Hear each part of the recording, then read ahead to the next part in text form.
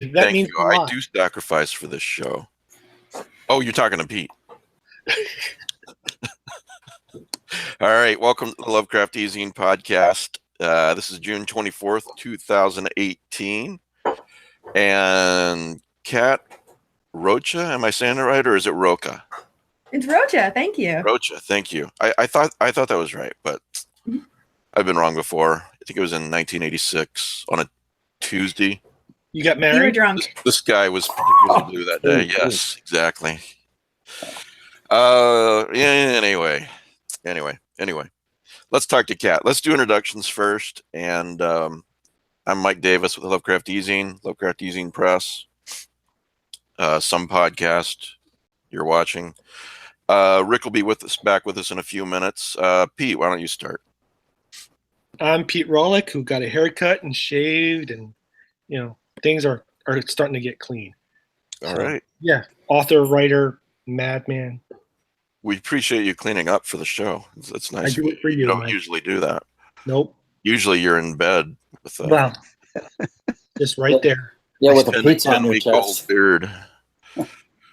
Matt. Hi, I'm Matt Carpenter. I'm still working with Ulthar Press, I think, but I don't know. Anyway, I have a prize today. It is called There we go. Miss Peregrine's Home for Peculiar Children. It was made into an insipid movie, but this young adult book itself is a very fun read. Good word. Kelly, would you like to say something about yourself, or should we skip you today? Geez, where do I start? Kelly Young, Strange Eons Magazine. All right, we'll go with that for now. I might. You've recently been promoted to executive editor, though, so that's cause for celebration. Yeah, I did that myself. I'm very proud of myself. So, Kat, obviously we take all of this very seriously. Can you, for those who don't know you, talk a little bit about yourself for a few minutes, introduce yourself? In my research of you, it seems like you do a great many different things. So you seem to be a very, very creative person. So I wanted to get you on the show and maybe make people more aware of you if they're not already. So. Definitely. Thank you very much. My name is Kat Rocha. I am the editor-in-chief and the owner of 01 Publishing. I started off my publishing career actually in comic books. I was the penciler on a cyberpunk graphic novel called Utopia. It's the Ultimate Bet with the Mind back in 2006 with writer-artist Josh Finney. I also collaborated with him on another cyberpunk war story, Titanium Rain, published by Archaea Press. From there, we were actually hired by DC to do a Catwoman short story for a Batman Giant Size 8-page. Yeah, let's stop there. Let's stop right there for a second, because I'm a Batman fan, and I was going to ask you about that. So, sure. How did that happen, and you were the artist for the story or the writer? I'm sorry. I was the penciler for it, and Josh was actually the inker and colorist, and the writer was Ivory. God, I can't remember what Ivory's last name is. She also co-wrote a please forgive me, my brain is totally fried. Huntress. That's fine. Story. You ever watch the show? My brain's fried every time we come on. So I think it's just par for the course, really. It's Sunday afternoon, or it's afternoon for me. Exactly. I'm in California. But basically, I picked up the Huntress graphic novel. At Madison, thank you. Thank you very much. That's exactly who it was. And I wrote a review of that graphic novel online, just posted it online. Ivory found it, read it, found out what Josh and I did, and said, "Hey, I've got a Catwoman story. Would you guys be interested in drawing it?" It's like, "Oh, hell yeah!" So yeah, you don't say no to that. Yeah. No, you don't. And it was probably one of the most unique experiences I have ever had in my life working for DC, because I'd only been working for independent publishers at that time. How does For- it work? I mean, do you go these are probably kind of stupid questions, but I just don't know. Do no, you actually go to their offices to do the work? Do you do it from home? How exactly does it work? it was really nice. We did it from home. Basically, we were sent the script, told by the editor, Mike Martz, what it was that they were looking for. And just, we had a schedule, and, page had to be done every X many days so that they could get it off. And they really liked working with us because specifically Josh, who would, take the, single images and put them all together into a page for them, would make sure that there were room for speech bubbles. He would, he knew, how much dialogue was supposed to be on each page. So he would make sure he laid it out and said, okay, this is roughly where I think the speech bubble should go. Have, if this is where your letters are going to do it, that's fine. But, just showing you that I'm leaving room for it. And they really appreciated that. Yeah,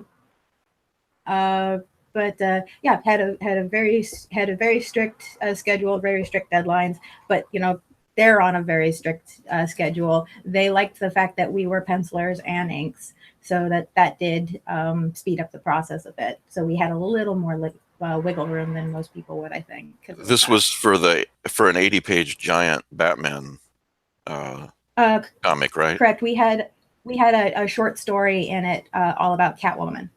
Okay. So I'm sorry, this is, again, not to be too stupid, but some of us are not in the comic industry. When you say pencil, then ink, then color, can you tell me how what happens? Who does what? In a typical comic book, with the big two, I'm not talking indie comics, but with the big two, since it is kind of an assembly line environment, you would have one person who would do the pencils, then they'd hand it off to the inker, who would then hand it off to the person who would lay in the colors. And that may sound silly to have 3 people doing it, but when you figure it takes like a week to do an entire page sometimes, if you can do assembly line, it actually goes by quicker, because while the penciler is working on the next page, the inker is working on the first page. So it goes by quicker. And since we do all of it ourselves and we were able to do it in the time span of a penciler, inker, colorist, that helped speed up the process. Was You this know, go ahead. I'm sorry. was this Gotham Freezes Over? Is that the? This was no, the story was, I can't remember the name of the story, but it involved snowflakes. Yeah, I think the 80-page volume is called Gotham Freezes Over. They just told us it was Gotham. It was Batman Giant Size 80. Okay. Yeah, I think that's the actual title too. I looked it up earlier today.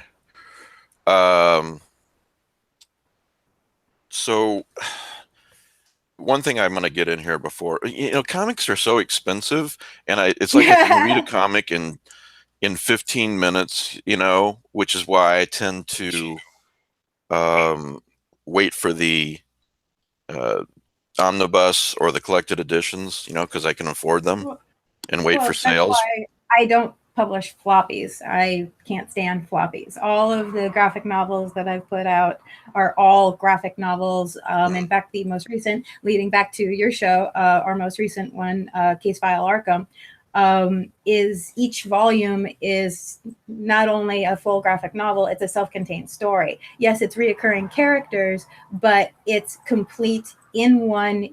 No cliffhangers. You don't have to go, oh my God, is the next one even going to come out, let alone when is it going to come out? Right. We really wanted to create that for the audience, because that's the worst thing is like you said, floppies are a waste of money. We don't want to waste our readers' money. And when it comes to indie books, we know that there is unfortunately that bit of flakiness there. So if they're one and done stories, you're at least going to come away from the book happy and satisfied that your story has come to a conclusion, even though it's always ending open, leading to the next book. Yeah. Well, on the one hand, it's hard to complain about the big two's prices on, you call them floppies when they're single issues? I haven't heard that term before. Okay. It's Oh. hard to complain about it because you know how much work goes into it. On the other hand, it's paying $4 for something I can read in 15 minutes or so. I just can't do it. So yeah, I wait for sales and I wait for collected editions. So Well, that economically speaking, they're not worth it. Basically, if the price you put into a single issue, you're losing money economically speaking every time you print single issues. They might as well be considered advertisement that you get some of your revenue back from. There's really, it makes sense to them, but for smaller guys, no, it doesn't really make any sense to continue to do single issues unless you're doing it digitally. Then yeah, sure, do it digitally. yeah. Well, I want you to continue introducing yourself, but this has reminded me for anybody out there that's interested. If you're listening to this on Tuesday, it's too late, but Comixology has a Jeff Johns sale right now. There's a bunch of collected editions for like, $5-6. So anyone out there interested, now you know. So Cool. so you've done a couple of comics, Arkham Case Files, right? Can you talk about that? Case File Arkham. Yeah. Case File Arkham is our HP Lovecraft noir, PI noir series. The second book just came out about 2-3 months ago by, again, Josh Finney and artist Patrick McAvoy. You'll know Patrick McAvoy's work on Arkham Horror, the Call of Cthulhu CCG from Fantasy Flight. Basically, anything that's had the word Cthulhu in it, Patrick has been involved in one way or another. We were very, very, very fortunate to work with him. We met him when we were working on Titanium Rain with Archaea Studios. He had a book called Starkweather Immortal with them, and that's how we met Patrick.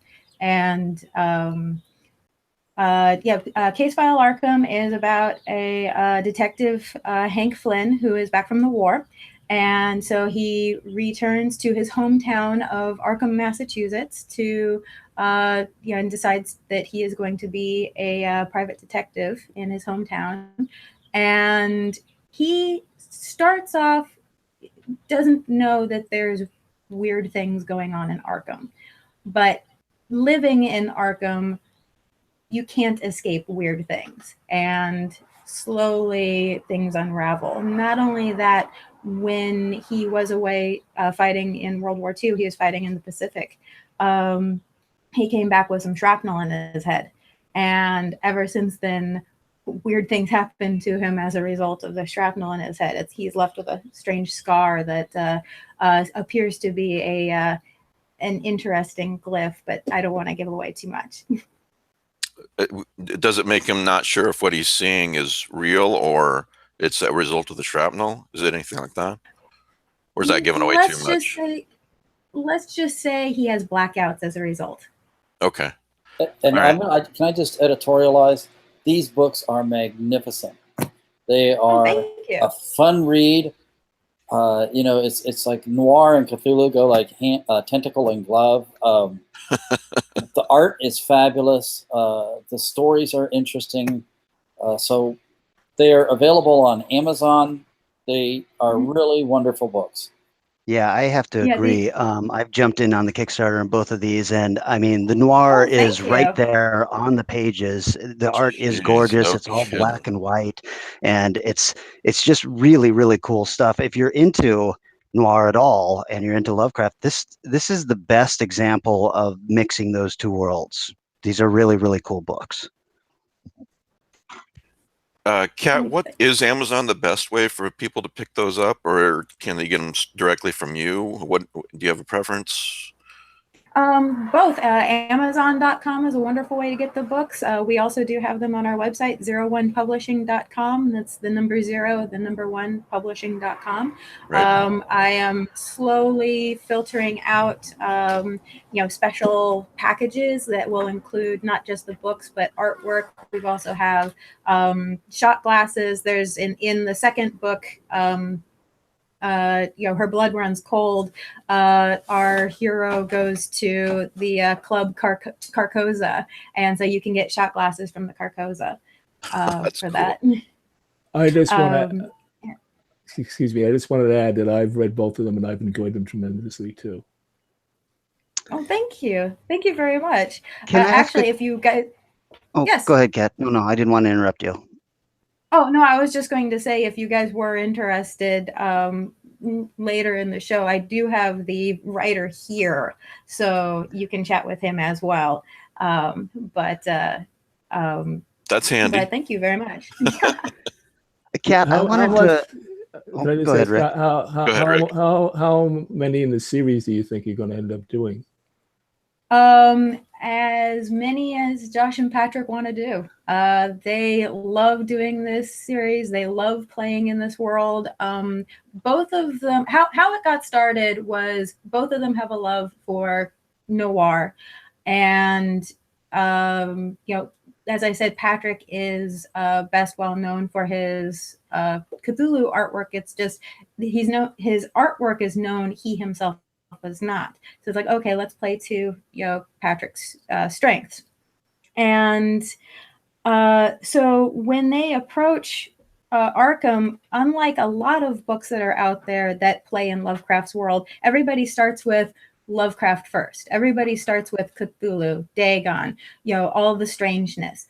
They approached this from, we are going to do a noir story. We are going to do a Raymond Chandler story that just happens to be in Lovecraft's world. And so the first book, Nightmare on the Canvas, is Flynn being hired by Pickman's patron to go find him when he goes missing. So you're investigating the story of Pickman's model, where the second one is more of a fusion of a Raymond Chandler story as well as a Lovecraft story. I don't want to give away too much on which is which, because that will give away the story. But they really did want to make this a noir story first. Kelly, you had a question? Yeah, I'm a fan from way back in the Utopiates, and oh, I wow. didn't see the Catwoman story, but I have seen your art, and you're just an amazing artist. And it seems like with 01 Publishing, you've stepped away from art chores. That is true. I have. Basically, after working for DC, I realized that I personally do not have the stamina for working under, harsh deadlines, other things like that. I mean, drawing wise, it was killing me. And so instead, also because of other things that were happening at the time, Josh and I decided that we were going to found 01 Publishing. And I found I'm much better at, making sure people are paid on time, keeping deadlines, and wrangling artists than I am at being one myself. So that's why I've taken a step back. But as an artist, then, are you like doodling all the time? Certainly, you couldn't just walk away from that because you were so good. Oh yeah, no, I still draw. I totally still draw, but I just found that I can't do it professionally. So I have stepped back into the realm of being an amateur. And the good thing about having that art background, I mean, I went to art school. In fact, I was taught by the gentleman who painted the Army of Darkness poster. So wow. So that's where I come from on that. Wonderful school in Encinitas, the Watts Atelier, wonderful school. So I'm taught classically, so I do know art, and I do know what goes into good composition, and that has been for me invaluable in working with multiple artists on different projects, because then I can look at a piece and say, yeah, this is off and this is why, or I can work with them on in their language, as to why something isn't working, instead of just saying, well, it's wrong, fix it, and not actually knowing what is wrong with the composition or what is off. So same with writing. it's invaluable to know what goes into writing in order to talk to writers and tell them this is why this sentence doesn't work or why this isn't working. Right. So tell us about 01 Publishing then. Well, as I said, we founded it, well, to put it bluntly, because I was sick and tired of getting screwed over by other companies, and I figure if I'm going to be busting my ass this hard, I might as well doing it for myself, because then I have satisfaction in what I've put out, and I'm not waiting on other people. And we were seeing other people getting shafted as well, and like it's just founded the company just on the principle of producing good quality stories. Stories always come first, without politics, without any baggage, without I don't want to say filters, because that's not really the right word for it. Basically not holding back really on stories, but making sure that it's always good quality no matter what. When you say getting shafted, getting back to that for just a second, do you mean not getting paid, seeing people not getting paid, you're not getting paid, or you're referring to other things? Not getting paid, people assuming that they own properties that they don't, selling our properties when they don't have the legal right to do so. That was fun finding out. Holy moly. So yeah. And it's like this is stupid. I'm not going to play the rat race. I'm not going to sit back and be a dainty flower. One company that we worked with got bought by another. Actually, this was when Archaea was first purchased. They now are owned by Boom. No problems with them. Boom has been nice to us. But before that, they were purchased by another company. And that company basically just wanted to treat all of the creators from the original Archaea like we were Halloween and we were giving it away. And when we pushed back, they got pissy about it. It's like, no, like, you're not going to treat me that way. This is my property. So, yeah, when I first got into publishing Lovecraft eZine, I was really surprised. I was new to the whole scene, and I think I started about the same time you did, 2011. It was a magazine, and now it's a small press. But I would get these emails from writers saying how great it was that I actually responded to emails and that I actually paid them. And I thought, man, is it that bad? Sadly, yes. Yes, sadly it is. Yeah. And you've got a couple of Lovecraftian anthologies out too, right? Whispers from the Abyss? Correct, 1 and 2. Okay. Can you tell us a little bit about those? The idea behind Whispers from the Abyss is that today, most people don't have the time to sit down and enjoy a long story. I mean, I love anthologies and I love getting sucked into these stories, but oftentimes I don't have time to just sit down and really enjoy them, even the short stories. With Whispers, the idea was these are all short stories that you could finish on your subway ride or bus ride to work, on your lunch break. You just have a couple of moments before, while you're waiting for the kids to come out of school. Basically during time periods of the day where you have a moment to sit down and enjoy a story. And yes, it is engaging, it pulls you in, but it's also not, something that it's something that you can finish in one sitting, hopefully. That's a cool and interesting idea. What was your word cap for those stories? I believe it was 3,000. Yeah. It's not flash fiction, but it's pretty short. Mm-hmm. Yeah. That is an interesting idea, and people are busy. A lot of us are. The plan was. Yeah.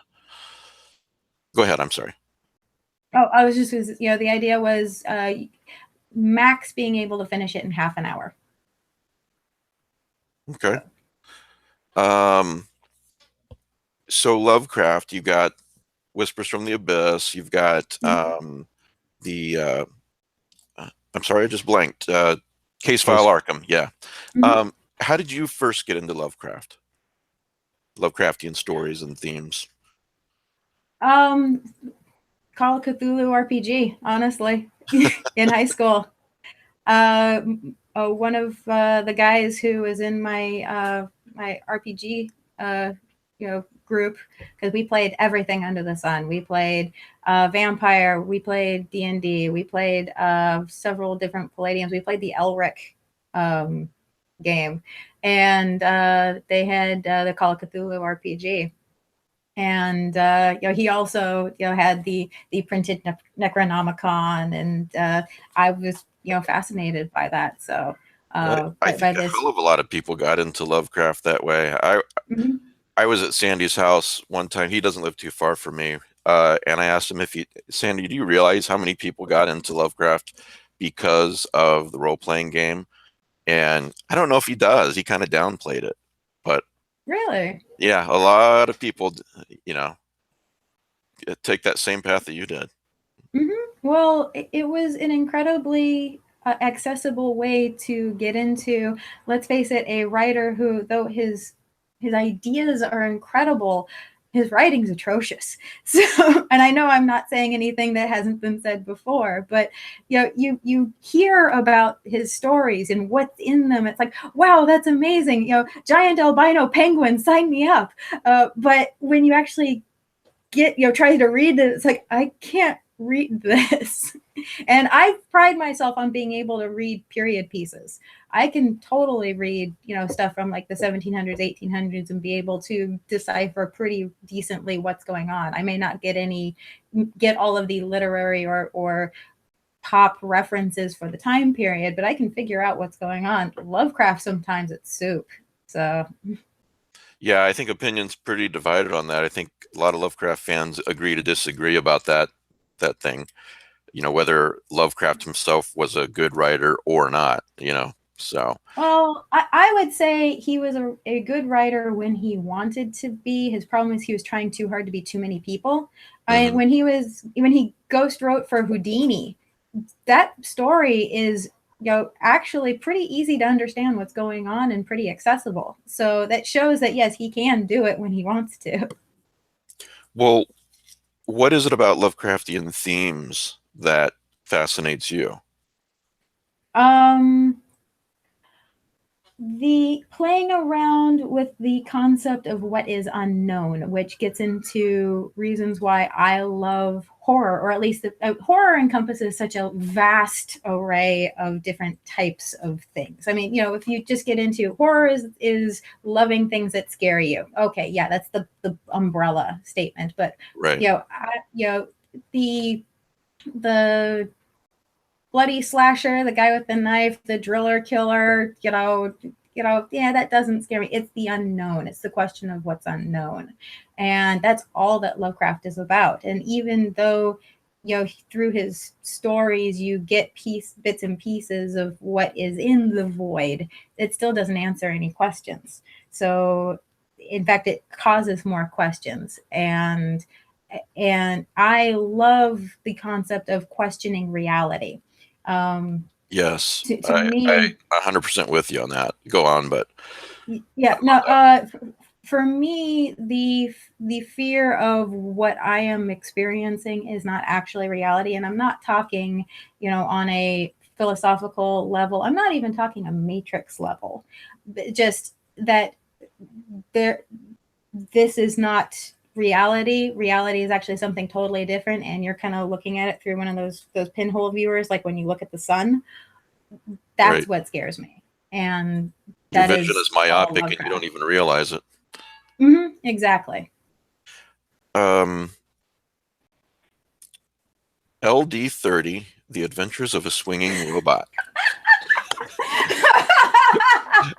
What's that? Wow, getting deep in there, aren't you?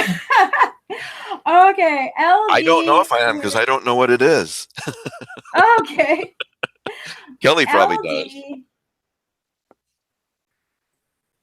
Okay, well, LD started off as me trying to hone my own personal skills in making comic books on my own, not working with somebody else. Mm-hmm. And also, as you know, for anybody who may be familiar, the work that I did on Utopiates and the work that I did on Titanium Rain, as well as on the Batman story, or the Catwoman story, I should say, is extremely photorealistic. I love photorealism. So LD is my attempt to do an extremely cartoony story, and I wanted to be able to hone my skills in visual storytelling because it's comics. Comics are visual storytelling. There's nothing worse than opening up a comic book and looking at a page and you can't tell what the hell is going on. Or even if you have people talking and telling you, you still can't tell what's going on. That's the worst. Yeah. So LD is a silent comic. There are no speech bubbles at all in LD. So if you, the reader, can't tell what's going on, I have failed in my job as a storyteller. And I did 2 short stories with LD. The first one, which actually appears as the second story in the floppy. Actually, yes, I did make a floppy. It's the second story in the floppy that I made, but it's the first one that I did, which is him getting bored and going to a strip club and then renting the bot on the pole for the evening. That's the entire story. And the first story, and the second story I did, which is the first story in the book, and I'll explain why it's in that order in a second, is he falls asleep watching basically Night of the Living Dead and has a nightmare of being chased by all these zombie robots. And so when he wakes up from that nightmare is when he decides, you know what, I'm going to the strip club. And no speech bubbles at all. That's interesting too. Yeah. Mm-hmm. Yeah, I have to say, you've got some really interesting, maybe this is redundant, but you have some really interesting creative ideas. No speech bubbles with that. The Whispers from the Abyss, read it in a few minutes idea. These are great ideas. So. Thank you. Well, as editor-in-chief of my own company, I feel if I'm going to be an authority, if I'm going to be ordering other people around, I have to have a vague idea of what it is I'm ordering. I don't want to be the taskmaster that has no clue what they're talking about. So, when decided to start the company, I went to school and I got my degree in business. I went to art school, so I feel I can talk art to people, but I had never done a comic on my own. I had always done a comic under somebody else, and it was always, I was told, draw this panel, now draw this panel. It was my partner in crime who put it all together. So LD was me practicing doing it on my own, seeing if I could even do it. Same with writing. If I'm going to be an editor, I need to know how to edit people, how to read a story, read a script. I went to the School of Mystery Science Theater 3000, and where they made fun of these films, but at the same time, it's real critiquing of not only what makes a good film, but what makes a story work. And Josh and I would play these games. Can this be saved? Where you have to figure out the specific points of the plot that make the story, the things that have to be in the plot in order to make the story function. And then can you fix it? Can you fix the story with those particular points? Because if you change those points, you've changed the story. It's now a completely different film. And editing things like that, doing mental games like that. And then I slushed for Pseudopod for about 1.5 years. And, reading stories and writing critiques to those who submit it. It's like, this is why your story doesn't work. If you improved this, I think it would work. Or, oh, dear God, no, this cannot be saved. Yeah. Let me get back to for just a brief second to if you're going to run your own publishing company need to know what you're doing. Kelly, you have any questions for her about that? You've admitted repeatedly you don't know what you're doing. I have no idea what I'm doing. I know that you probably. I could ask you, Mike, but you're so fucking right. I know everything. Sure. I do have one other question, though. Not a question, but I want to bring up another thing. So, as much as I love the Case File Arkham stuff and the other stuff that you've done, what I really, really love, my favorite thing from 01 Publishing, is this bad boy here, which I don't think enough people have seen because there's not a volume 2 yet, and it's this. Explain what it is for the people who are listening. Fully painted. It's called World War Kaiju, Book 1, The Cold War Years, and it's just this amazing thing, and it's this oddly shaped thing, and anyone who knows Strange Eons magazine knows that I like stuff that is shaped strangely. And it almost makes me wonder if this started out as a web comic or something, because it's almost shaped like that. Can you talk a little bit about this, Kat? Certainly. Actually, that is done by Josh and Patrick as well, the same team that did Case File Arkham. That was their first collaboration together.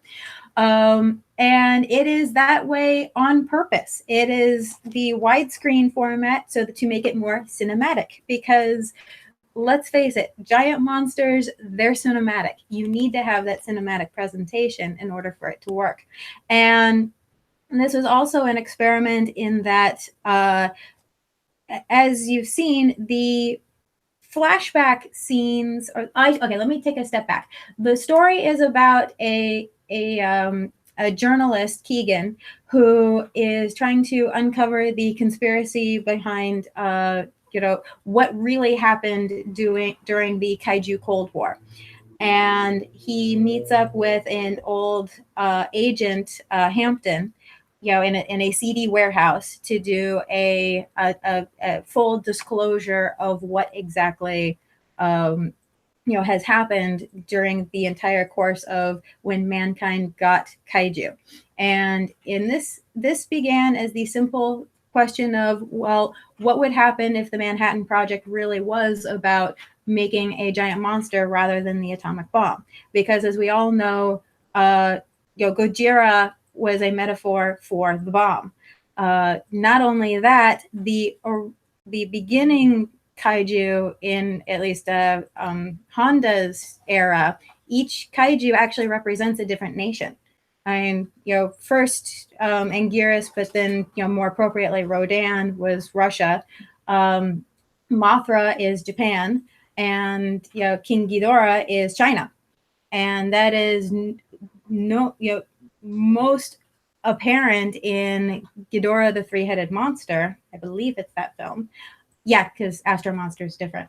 In that one, where you have Godzilla and Rodan sparring with each other, but not actually landing any significant blows all across the world, causing all this upheaval with everybody else. Everybody's sick of their shit. Well, it's just US and Russia, and then the real threat, China, rises up, and poor little Mothra goes to them and says, hey, you guys need to help fight that thing. And they told Mothra to fuck off. So poor little Mothra, poor little Japan, has to go fight China all by his lonesome. Tell me that's not a metaphor. I mean, seriously. So that was, again, Josh and Patrick talking, bullshitting. They came up with the concept of, what if it really was a giant monster war and not lobbing nukes at each other.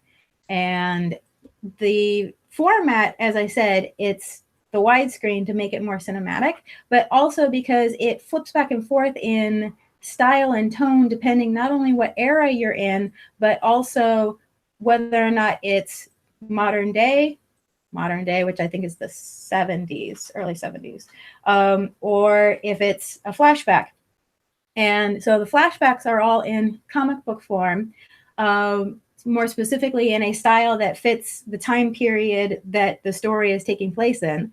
And then all of the modern stuff is done in transcriptions because this is an interview. Yeah, I love it. I was on a panel a couple of years at Crypticon trying to explain to people that on the surface, the 1954 Godzilla was about the horrors of atomic war to a nation that had actually suffered them. But if you dug really deep, you could see it was really about a gigantic lizard stomping on buildings. But my real question is, why no volume 2? This is so cool, and especially this is everything that Pacific Rim got wrong.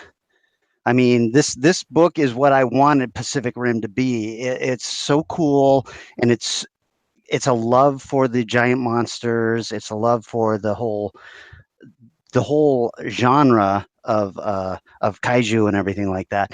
And did this just not get out to the right people or something? Why did we get? And I'm not bitching about Case File Arkham 2.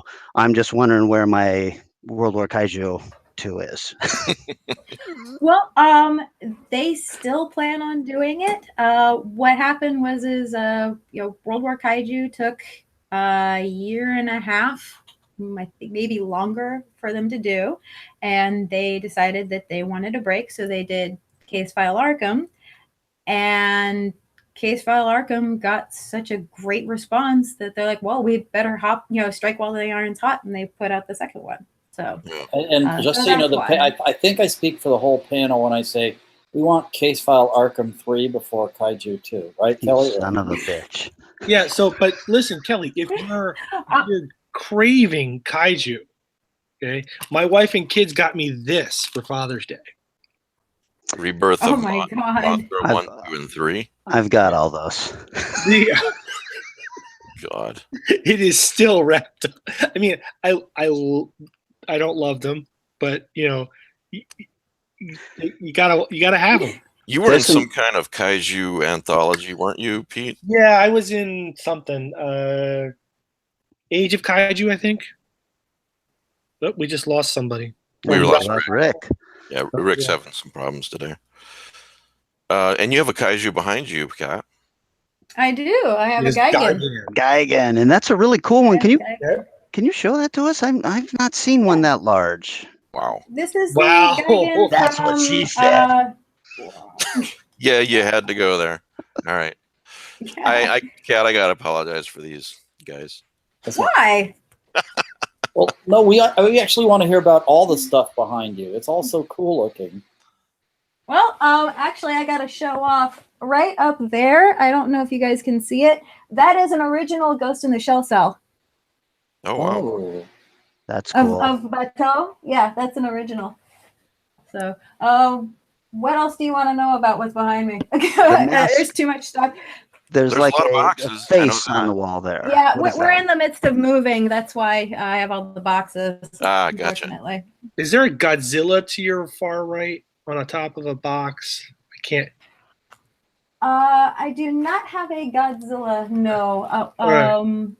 Or at least I don't have a Godzilla out. He's been put away. But I also had a Mogira too. Oh, nice. That's a hard one to find. Original Mogira from the Mysterians. In fact, it came with a little Mysterian about yay big. Oh, that's awesome. And meanwhile, Mike's going, what the hell are they talking about? Poor Mike. As long as we're entertaining the audience, I don't have to know what's going on. By the way, everybody, I got a little Mysterian myself, so. Nice. But he doesn't have a cape. I know. Well, can't all be as cool as you can.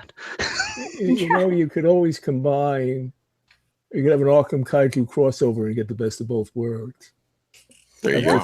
Well, considering Arkham takes place in the 40s, and then Kaiju starts in the 50s. Yeah, by the way, that image of the Enola Gay, Patrick went to the trouble of finding out exactly what phase of the moon it was that night, so that's accurate. So we just have a few minutes left, but I want to ask you a few more things. Associate editor, you mentioned Pseudopod. Pseudopod has been around for such a long time. I don't know exactly what year they started, but I mean, they've been doing this a lot longer than I have. I know that. And they've got such quality readers, quality stories. For a while, I guess I was under the impression, I didn't really research it or anything, that they only did reprints, so to speak. In other words, if a story had already been published, then it could go on Pseudopod. Is that must not be true then? Nope. They just wanted you to tell them if a story had been published previously and where. That was because they of course needed to make sure that it was okay to republish something. Right. But there was no problems with never been published before or something that had. So. But they do some classics too. I was looking for a story called Footsteps Invisible by Robert A. Arthur, which is the same guy who wrote the Three Investigators books for anyone interested. And it was published in 1940, and it's one of my favorite horror stories. And I won't get into it, but in 2013, they got the permission of his estate to read it. And it's hard to find, so it was great to find on Pseudopod. So that's cool. Yeah, that's really cool. Yeah, I didn't. Yeah. Well, it was through Pseudopod that we met Nicole Cushing, who we published her book, The Sadist Bible, which I would liken to Clive Barker's works. Mm. Absolutely, yeah. That is really a creepy, gory book. Yeah, it made me want to vomit the first time I read it, and I said, if it's going to give me this reaction, I need to publish this. Okay, every writer out there, 01publishing.com. The goal is to make Kat vomit. She will publish your work. So really, yes. If you have a quality story that gives me that visceral of reaction, oh hell yeah, that tells me that's something I need to publish. I'm not kidding. Do you have a video cast or a podcast? I noticed you were talking about the current state of the Star Wars franchise recently, and I didn't get to listen to it, but I'm interested in your thoughts on it. Oh, you're like, where do I start, right? Well, no, it's more a case of you said you only have a few minutes left of your show. Well, no, I am not. We're flexible. I got another guest to pop in a minute, but no, we're flexible. You're happy with it, I take it. Well, no, the short answer is that no, I do not have a show quite yet. Josh and I are trying to work out a show of our own, but we're still figuring out the logistics at the moment. How much of it is going to be us talking, how much of it is going to be guests, things like that. So we're still working on that. Actually, that was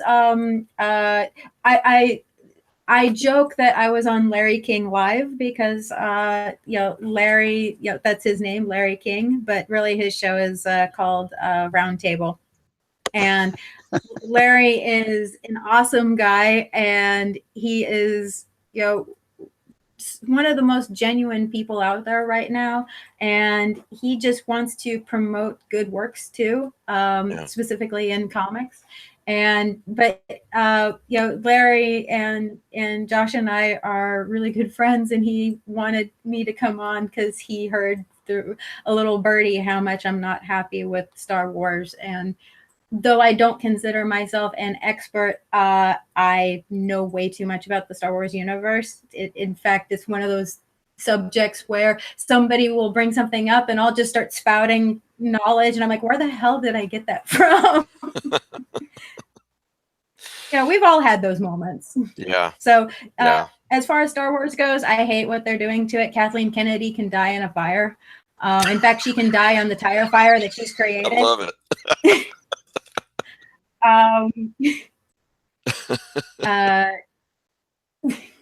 So that's my feelings in a nutshell. Okay. I can get more in depth if you really want. Kelly, do you concur?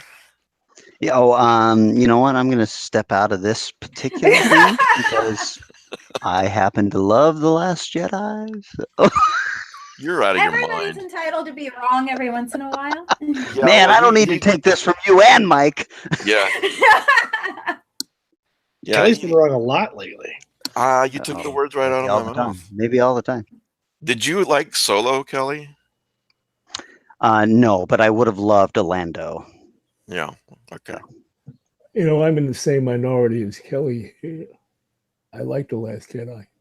You know what? If I'm connected to Rick Lay about this, then I am okay with it. So you can all just fuck off.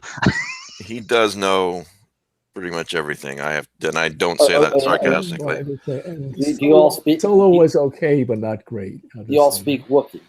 Okay. No, so you're not really Star Wars people. Okay.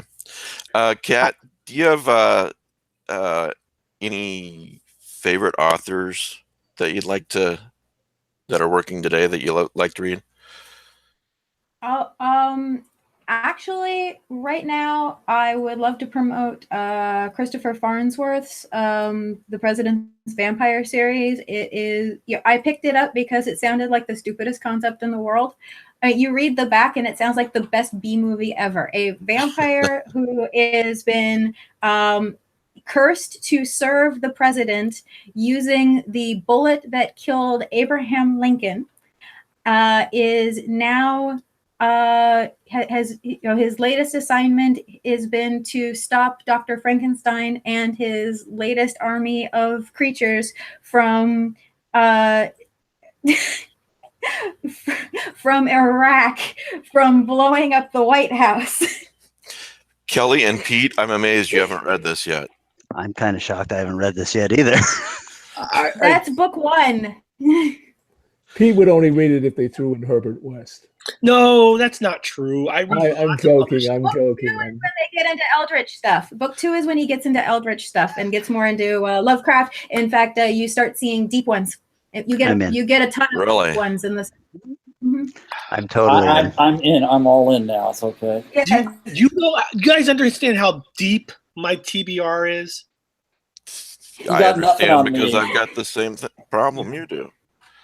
Well, yeah. Okay. Plus, I'm reading all these submissions. I want to know, Kat, what are you doing next? I mean, I knew this was going to happen. What have you done for us lately, Kat? I ranted about this the other day because it's like, for writers, this is the worst question because you guys are never, ever satisfied. I could produce a 3,000-page novel. And I wouldn't like it. So, okay. What are you doing now? It's like, well, I haven't seen my kids in the daylight for 3 years, but hey, it's okay. No, it's like we want to know where a publishing you. company is going. It's like, it's not wrong to ask. Did she read us? No, it's never wrong to ask. Never wrong to ask. Well, there's a cyberpunk cyberpunk fairy tale anthology that we plan to have by third quarter or so of waiting on 2 more stories to come in, and then that should be out by third quarter. As well, I have a couple of post-apocalyptic stories, another horror novel, and a collection of short stories that'll be coming out in early 2019. So, okay, now you've done stuff in so many different media, like the recorded word, I guess, the graphic novel, essentially things that are more picture books even than graphic novels, anthologies, short stories. Are you going to go into any other type of media? Like, do you have any discussions with like filmmakers or anything like that going on?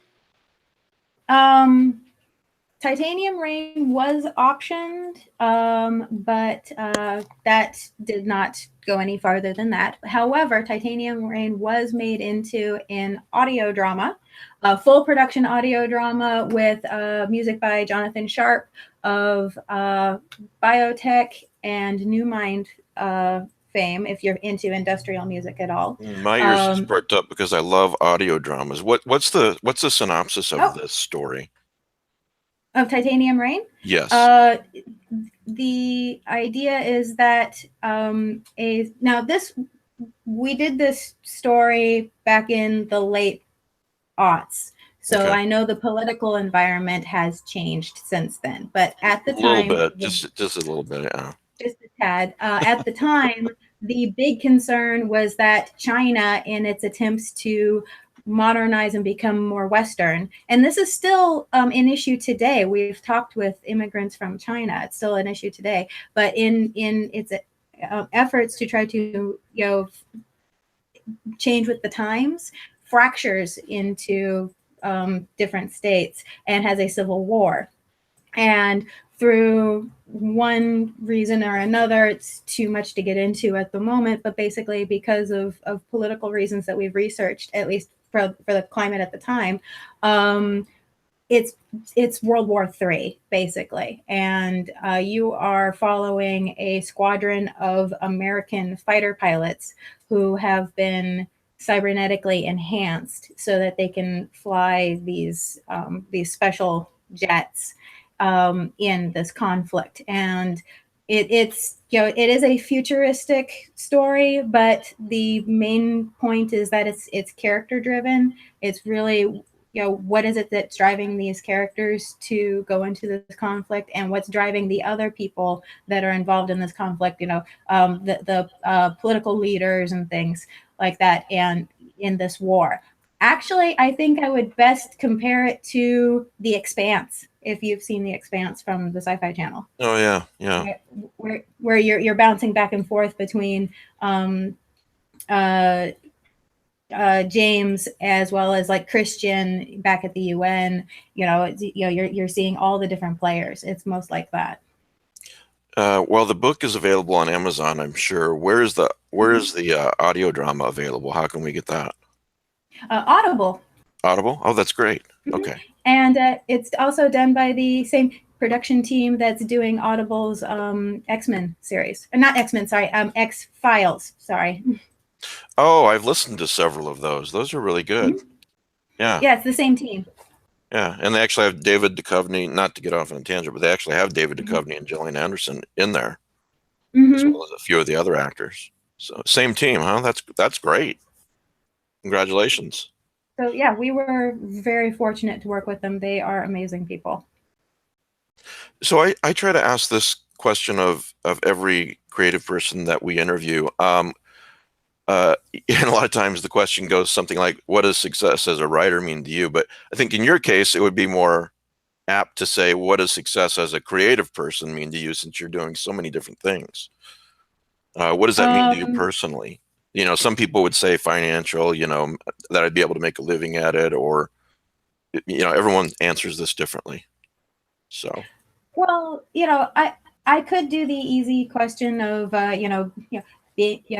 being able to make a living, being able to make rent, other things like that. Because yes, that is a measure of success. But I mean, it's something that I can look back on my life and say, yeah, I really succeeded at something. It's having readers like you guys continually ask me, when's the next one?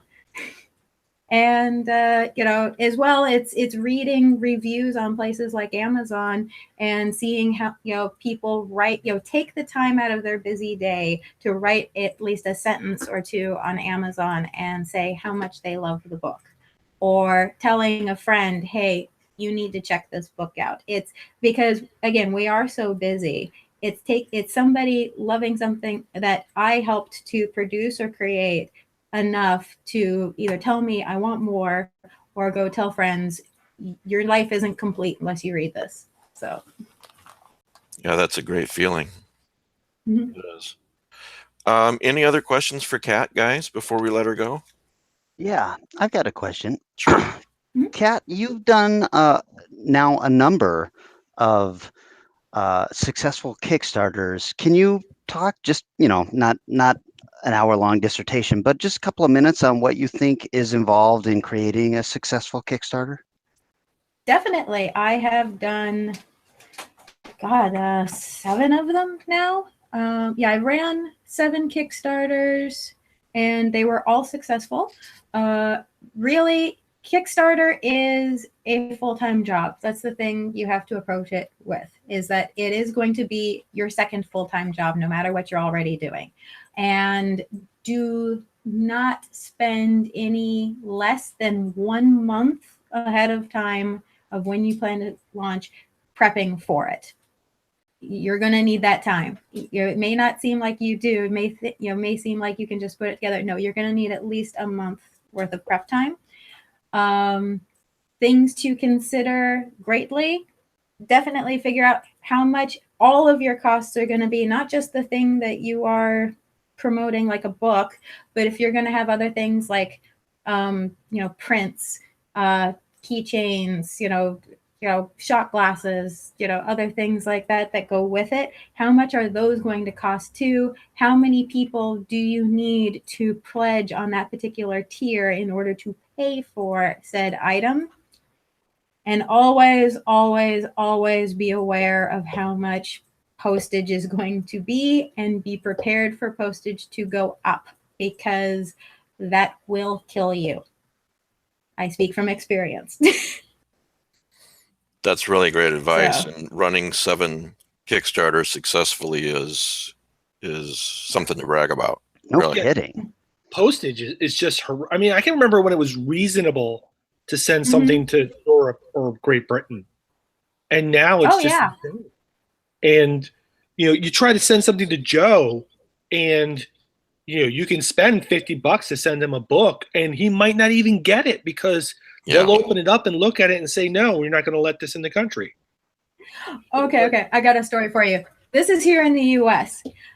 I had a backer for Arkham contact me and say, I think you did a different book get put in my envelope by mistake. And so I asked him, well, what showed up in your envelope? He, instead of Case File Arkham, he got an anatomy reference book, like for a college. Wow. It was a book I'd never even heard of before. You only find them in colleges. And I asked him, can you show it to me? And he did. He took a picture of everything that came, and there's this anatomy book sitting there. And I asked him, was the envelope opened? It wasn't open, but it was taped back up. Was it not supposed to be that way? I'm like, no, it's one of those zip open things. So somebody at the post office not only stole his book, but replaced it with something totally random. Oh my God. He'll never know the difference. Let's put this in there. And the thing is, that was the second person to tell me that their copy of Case File Arkham was stolen. Another backer, they left everything else that he got, but the book itself they stole. Crazy. So yes, it's a book so good the post office wants to read it. All right. Anything else, guys? Any other questions for Kat before we let her go? Are you going to be making any appearances at any cons this coming year? I am local to San Diego, so I always head on out in that direction and down to downtown San Diego every year. Other than that, nothing planned. This year, I'm taking a little bit of a break from doing the convention circuit, but definitely plan on kicking it back up next year. Just one thing, what Kat was telling you about the books being replaced, that reminds me of the stories when Lovecraft's first Arkham House collection came out. Every copy that was in the public library seems to have been stolen. You're in good company, Kat. Yeah. Hey. All right, Kat. Well, thank you so much for being on the show. It was really great to talk with you. Appreciate it. Thank you guys for having me. Yeah, and again, it's 01, the numeral, 01publishing.com, right? Correct. Okay. All right. Thank you. You're welcome to stay with us. We're going to chat with Mateo here and then talk about some other things, or you're welcome to close your browser and leave. Whichever one you want to do is fine. So, unfortunately, I do have to head out, but it's wonderful hanging out with you guys. No Thank problem. you very, very much. Thank you. Okay. You have a good evening. All right. Great You to see you, too. Kat. Thank you. Bye. Take care. So, hey, Mateo, how are you? Hi. Hey, I'm good. How are you guys? Good. So these guys don't know who you are. Neither does the audience. We're going to just talk for 5 or 10 minutes about your game. Steam has a summer sale every summer, and it started, 2 or 3 days ago? Something like that? Yeah, 3 days ago, yeah. Yeah, and you have a Lovecraftian game with a title that I can't pronounce. So I'll let you take it from there. And it looks really cool. So Right, yeah, so the game is called Omen Exitio Plague. It's Latin for, well, except for plague, you know what plague means, but Omen Exitio means omen of doom, basically. So Okay. a foreshadowing of doom.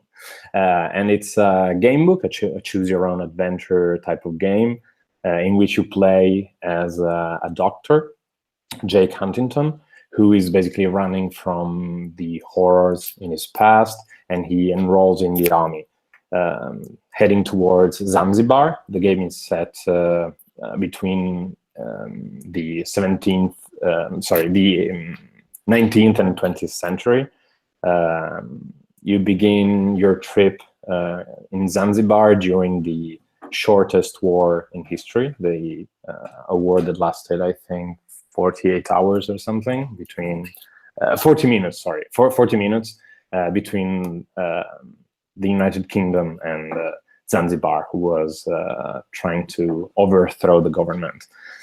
So you start playing as a soldier, you're an army medic, and you encounter this plague that is spreading in Eastern Africa, and you soon realize it's not something natural, but there is someone behind it, and specifically a cult, the cult of Hastalik.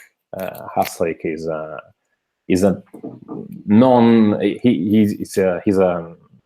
a great old one, not from Lovecraft's original universe, but from the yeah, I was going to say, in case it's not clear, I don't think I made it very clear when I started talking to you. But it's a Lovecraftian game. I'm going to read the first paragraph here on Steam. It's inspired by the game books of the 80s and 90s. I love that you're talking about Choose Your Own Adventure. I love those books when I was a kid. Mixing the alien and horrifying universe created by H.P. Lovecraft with an original plot and characters, all guided by your choices, which will lead the protagonist of the story through the labyrinthine mystery represented by a terrible disease and the shadows that lie behind it. And I don't know how long, you can tell me how long the Steam sale is, but right now this game is only $8.99. So, and it's got a lot of positive reviews on Steam. And from having a almost 16-year-old son who's a PC gamer, he gets all his games on Steam. You know, I know that these, if Steam players don't like a game, they're going to say so. So if you're getting mostly positive reviews, it usually means that it is a good game. So yeah, we're pretty happy with that. Yeah, that's great.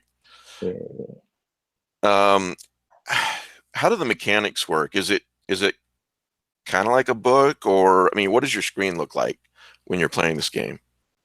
It's pretty much, we try to stick to the classic game book experience. Mm-hmm. So you basically read from an actual book, which is on your screen.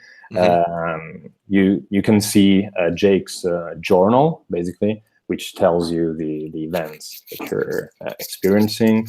And so on the left page, you can read the story. On the right page, we have some artworks that show you the environments or the characters or some items that you can find and use. It has some RPG mechanics. So as you progress, you get some experience from your actions. You can use some items that you find, and you can level up some skills. So you can choose the way in which you face these adventures. So you can try and be more, well, you can be more of a fighter. So you can have some fighting skills, or be more observative or more charming. You can use speechcraft to try and sneak your way into the cult and try to destroy it from within. So we try to stick to the original game book mechanics. So there is not much video game classic gameplay, but rather lots of reading, of course, and then making choices. So the choices. Would you compare it more to Choose Your Own Adventure or more to the text adventure games of the 80s? Probably the Choose Your Own Adventure kind of game. Okay. Yeah. Great. I'm just trying to get kind of a handle on it. I appreciate the Steam code. I gave it to my son. He hasn't got to it yet, but he says he's going to give me a review after he plays it. So cool. Yeah. I hope he likes it. Matteo, is the focus of the game is Hastelak? Is that the Scott David Anilowski's great old one? Yes. Indeed. Okay. The Contagion. Okay. Yes, exactly. That's so he basically the cult's aim is to infect as many people as possible, and through that sacrifice of blood through plague, awaken the great old one. So I'm going to spell this for anyone listening in their cars later. You can go to Steam and search for it. O-M-E-N, Omen, is first word. Exidio, am I saying that right? Yeah, well, Exidio or Exitio if you pronounce it in Latin. But yes. That's spelled E-X-I-T-I-O, plague. Omen, Exidio, plague. Only $8.99, so yeah. When is the Steam sale over? I think it lasts about 2 weeks, I think, so it should be over on July 6th. Yeah. You can get a lot of good games at great prices this time of year on Steam. Yeah. It's a dangerous time for gamers. It's a dangerous time to try and get anything done, right? Yeah. Yeah. So on that concept, today, my local comic book shop had a 50% off sale. Oh God. Well, I just told you about the Jeff Johns sale on Comixology. Yeah. Danielle's like, we didn't celebrate Father's Day yet because Logan was getting back from his trip. How about if you take $50 for this sale? And I'm like, yeah, okay, I can do that. We just lost Pete again. He'll pop back in. Anything else you want to tell us about this before you go? Or does that cover the basics? Yeah, well, that's pretty much it. Right now, the game is available on Steam. It will be available for iOS and Android tablets as well in September. When we will that's also, great to know. Yeah, it's we've found that many people would like to play that on the go. So rather than and tablet devices really are really good for playing this kind of game because you can just read them anywhere. And when we release it for these tablet platforms, we will also release a free DLC for the game that covers a side story of one of the characters, because we found that lots of players really liked some of the characters and would like to see more. So we will add some side stories about them. And we really hope to make a long series out of Omen Exitio. Like, this will be the first chapter, and we are planning to do 4 or 5 more set in different times and with different settings and characters. So we really have a pretty long timeline in mind that should last over a century. So. That's good to know, and it's also good to know that you're going to have them on. I mean, this is a perfect game for Android or iOS. Oh gosh, if it's for iPhone, I'm in, man. Yeah, there you go. It will be. It's not yet, but it will be. So yeah, it will be soon. Yeah, probably September. All right. Oh, I can wait. That's great. You can wait. You've still got some life left in you. All right, Matteo. Well, thank you so much for coming on and talking about this with us for a few minutes. I really appreciate it. Thank you for having me. No problem. You better get to sleep. I think it's about 1 in the morning where you are. Yes, pretty much. Yeah. And tomorrow I have to be at the office pretty early, so I'm gonna head off. All right. You just have to close your browser and it'll kick you out of here. All right. Thank you very much, guys. Nice meeting you. Bye. Bye. Hey, Rick, Mike. did you have something? Yeah. Could you tell me a little bit about this whole Steam thing? Pretend I don't know anything about it, because I don't. It's basically a website, the website now, really, where if you're a PC gamer, not console, not like Xbox or crap, what's the other one? But if you play games on your PC, this is where you go to get the games and download them. Also from indie developers too. Yeah, absolutely. Anything from indie games like this to your most expensive PC game is going to be on Steam. So Steam.com or something No, like it is that? not Steam.com. Just Google Steam and maybe the word games, and it'll bring you to it. Okay. And then your kids install it on your computer, and it pops up every time you do anything, and you can't get rid of it. Just be warned. Yeah, something Luckily, like that. I don't have any kids that I know of. So that's basically what Steam is. And like for indie game creators, it's a really great thing for them to get their game on Steam, because it's a platform, So yeah, the short version is if you're a PC gamer, it's where you go to get your games. This sounded very interesting to me, so I'd like to try this out. Yeah. So right now it's only $8.99 during the Steam sale, which, like you said, is for the next couple of weeks. So before I say anything else, I want to shout out to Robert Knight, who is, I won't bore you with the details, but he's doing something really cool for me every time I do the podcast, the audio portion. He makes it just a little bit cooler, and I just want to say thanks. So I'm closing to submissions in a couple weeks for any writers out there who are wanting to submit your novella or collection or novel to Lovecraft eZine. I've got about a couple dozen books to go through right now, so I'm getting to the point where I need to shut down. All right, what do we got to talk about? Did you guys want to talk about your favorites? Did you guys put together a list? Favorite books? Yeah, I sure did. But all right. The thing is, just for the listeners, watchers out there, this is an impossible endeavor. I knew you were going to say that. Well, it is. It's like it is. Yeah. It's more like something that I really liked or was memorable. I can't even choose a favorite anything anymore. First of all, we should tell the audience what we're even talking about. Yes, I'm sorry. I emailed the guys earlier this week, and I said, hey, it would kind of be cool to talk about our favorite weird fiction novel, our favorite haunted house novel, our favorite general horror novel, time travel novel, sci-fi novel, so on and so forth. So we've got 8 of these things here. And yeah, I was thinking the same thing, Matt. It's kind of impossible. And if you ask me a month from now, I might say something else, but at least you're going to make some recommendations of books that you really like. Sure. And maybe even not a month from now, maybe even just hearing somebody else's and going, oh yeah, God, I forgot about that one. That's great. Yeah, exactly. So weird fiction novel. Who wants to go first? Anybody got a weird fiction novel favorite? Yeah, I go with The Tomb by F. Paul Wilson, the first Repairman Jack story. All right. Yeah, that's cool. Great. That's cool. But you get Rakasa. You may know them from Kolchak, but this is a different species. You get these animal creatures killing people in New York City, fought by a vigilante detective.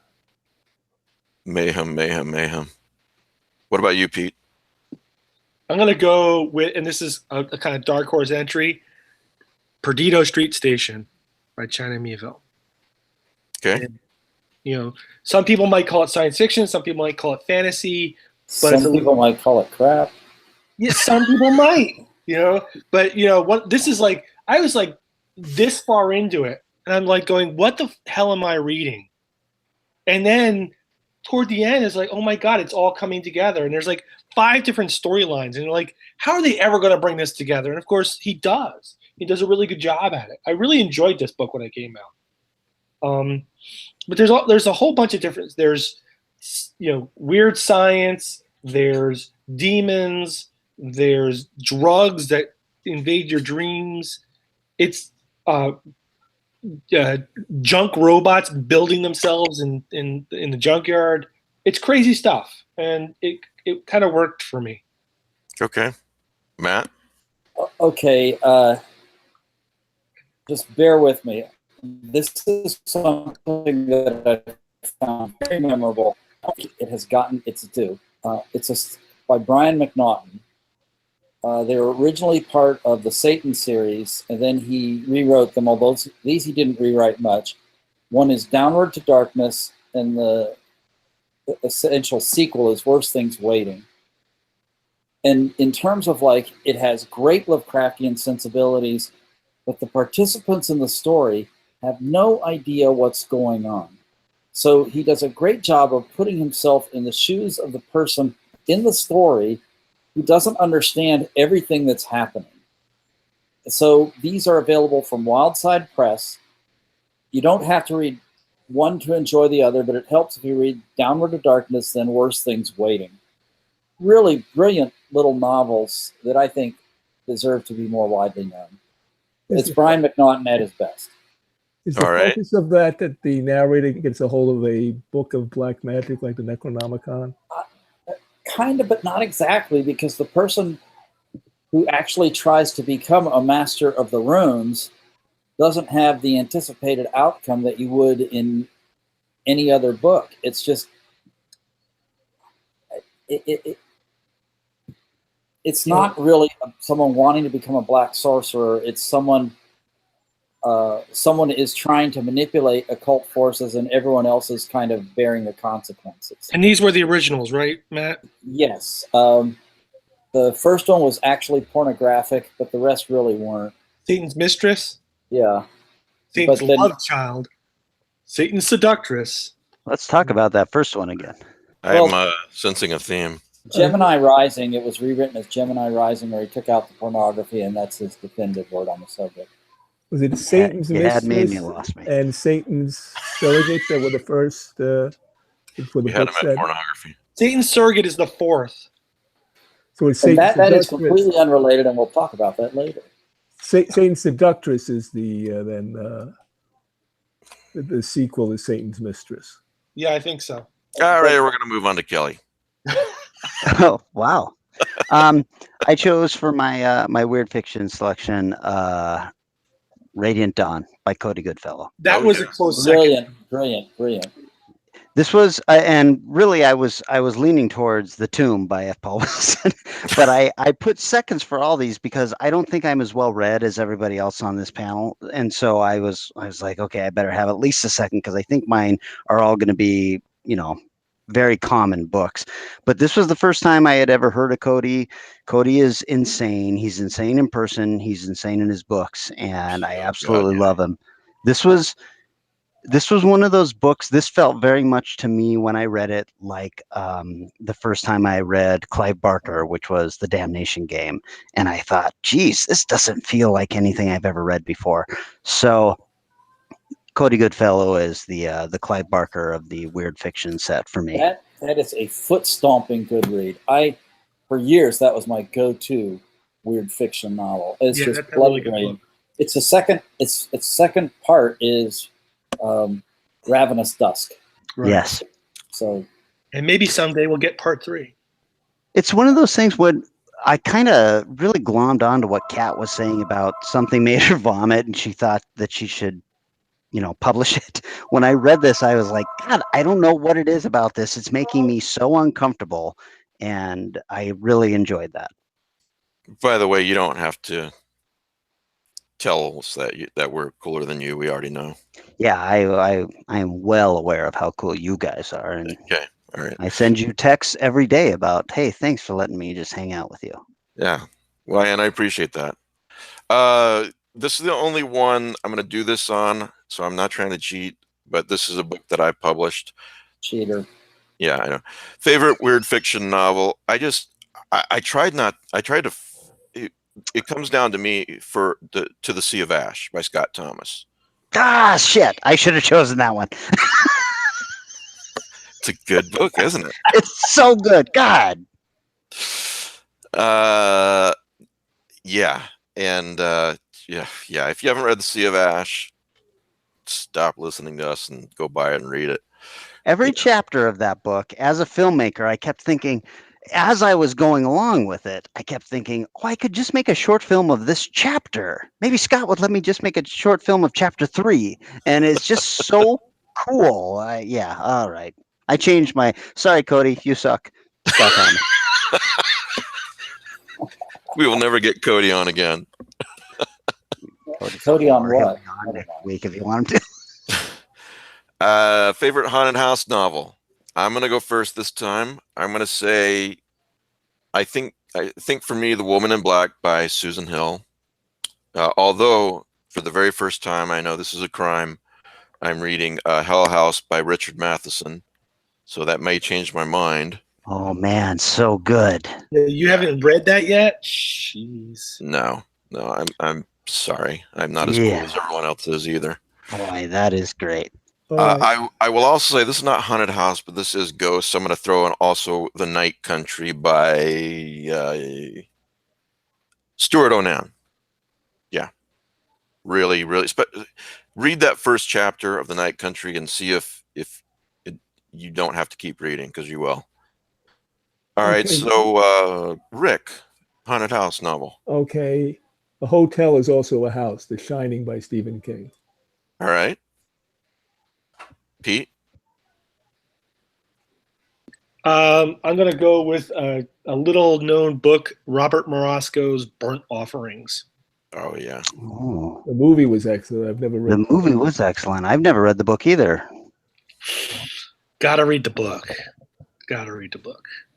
Send me that first edition you have of it, please. No, I don't. Actually, here's the funny thing is I actually don't own a copy. It was reprinted recently. It was. It's in a classics printing edition. But yeah, I don't own a copy, and I need to get one. You may be even able to get a Kindle, because that company, it was Valacourt Press. They eventually end up on Kindle, all their books. Mr. Carpenter. Okay, well, getting back to my Brian McNaughton thing, he wrote in the Satan series, completely unrelated. Is it going to be Brian McNaughton for every? No, it could be, but I hope so.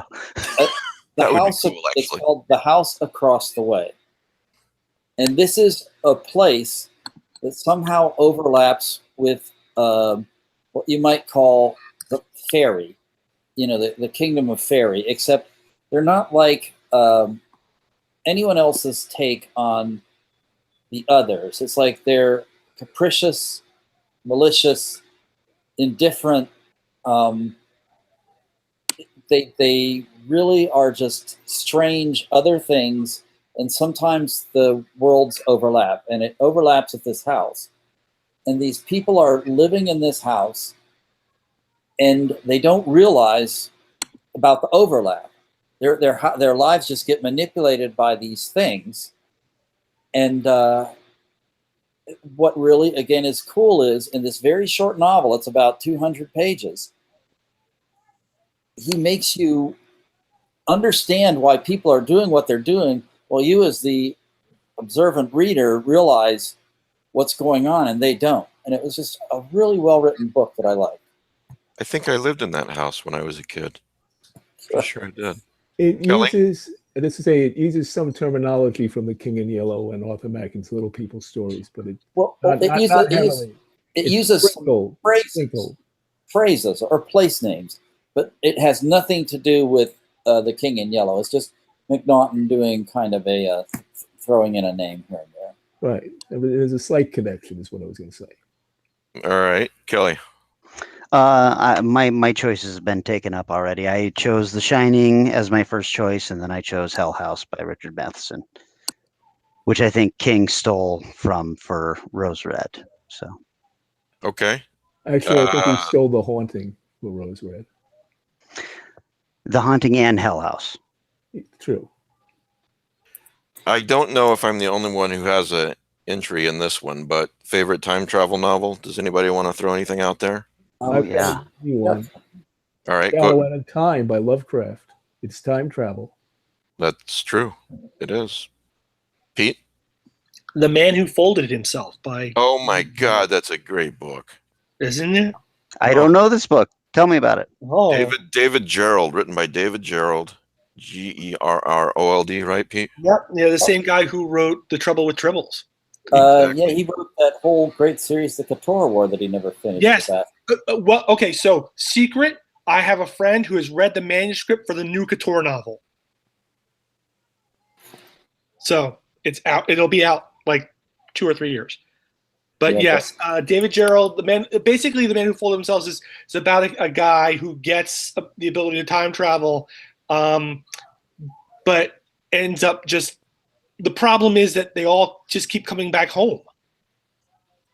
So, you go to the house to hang out and there's 30 of you. He really plays with the possibilities of time travel. It's pretty mind-bending. It's a really great time travel book. And some of the people that you're sitting around are really, really nice people, and some of the people that you're sitting around with are real jerks. And they're all you.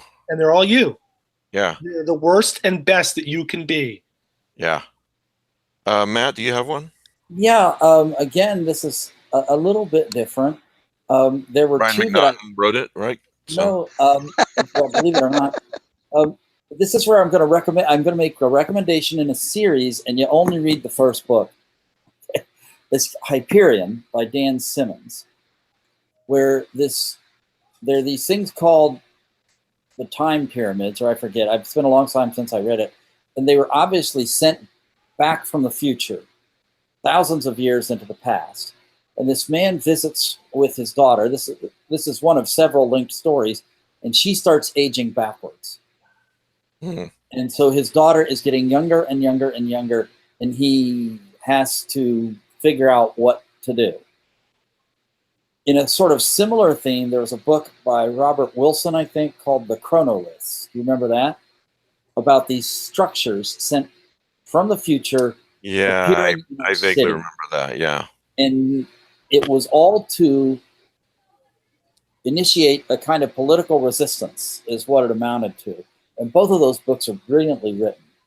The thing is, I didn't really enjoy any of the other books in Simmons' series. When I read Hyperion, it just blew me away. Kelly? I chose something relatively new. I really, really, really love 11/22/63 by Stephen King. That is a good book. I think that's an amazing time travel novel. And in my second place, I put Michael Crichton's Timeline, which was made into just an abysmal movie, but it's a really, really neat book. And Crichton, I think, he passed away too soon. And so people have kind of forgotten about what a futurist he was. And his time travel stuff and all of his science stuff always rings true to me. So. Okay. The one thing I like about 11/22/63 is the diner owner, and of all the things you could possibly do, what do? You go back in time and buy hamburger. Yes. He's a businessman, Pete. Come on. Possibilities are endless. Buy hamburger. I'm gonna go back in time. It's like, can I get a Clark bar? Or this is the guy you gotta go to. Gets you can get Necco wafers or whatever. Some nobody makes anymore. Mike, so I want to keep moving, but what did you think of the Hulu series, real quick, Kelly? I liked it. I liked the changes they made, and I understood the changes they made. James Franco, I remember seeing him in the first episode with his little soul patch and everything, and thought, what is going on here? And then by the end of the series, I thought, I can't imagine another person in this part. I really, really loved the series. All right. Well, if you've been listening to this show for any length of time, my choice won't be a surprise. And it's called There Will Be Time, and it's by Paul Anderson. He actually wrote a number of time travel books, and I don't really care for those other ones. The Time Patrol and all that. Couldn't ever really get into them. But There Will Be Time is a whole different animal. It's about this guy who, he's born and he realizes slowly that he's a mutant of some sort, and he can travel through time just by exerting his will. And it's just a really, honestly, I think it's the best time travel book I've ever read. And you guys made some great choices, and The Man Who Folded Himself is probably a close second in my book. But yeah, if you haven't read There Will Be Time and you like time travel, check it out. And it's recently on Kindle too, I believe. We should do a time travel episode, like a second half, because I'd love to get your thoughts on there was a really neat Outer Limits episode, and I'm talking second series in the 80s or 90s or whenever that happened, that I'd love to find out or talk about and find your thoughts on, even stuff as simple as Back to the Future. Yeah, that sounds like fun. Was that the Michael and Sarah one or the Robert Culp one? Oh boy, it was the no, I'm not prepared to talk about this because I don't remember who was in it. The lead I remember was a female lead, and she was in Prophecy, the Gregory Whedon film. This is the second series, though. Yeah, second series. Rick, I'll have to get back. Series. Oh, okay, not second season. Okay, it's a second. No, second series. It's a color one. Okay, I haven't seen it. Okay, right. I don't think I've seen it either, so I'll check it out. I think it's on either Netflix or Hulu or some sort of. I did see the one was the Nazi concentration camp, which I thought was outstanding. If you know that one. I don't know if I remember that one. But I actually loved the episode so much that I bought it when it came out on DVD, and I will send you guys the title after this. Oh, I do remember the Nazi concentration camp, and I'm not going to give away, but that was a hell of an ending, wasn't it, Rick? Yes. That was great. I think that's the only episode of the second season of Outer Limits that I saw, but I just remember that was outstanding. Man.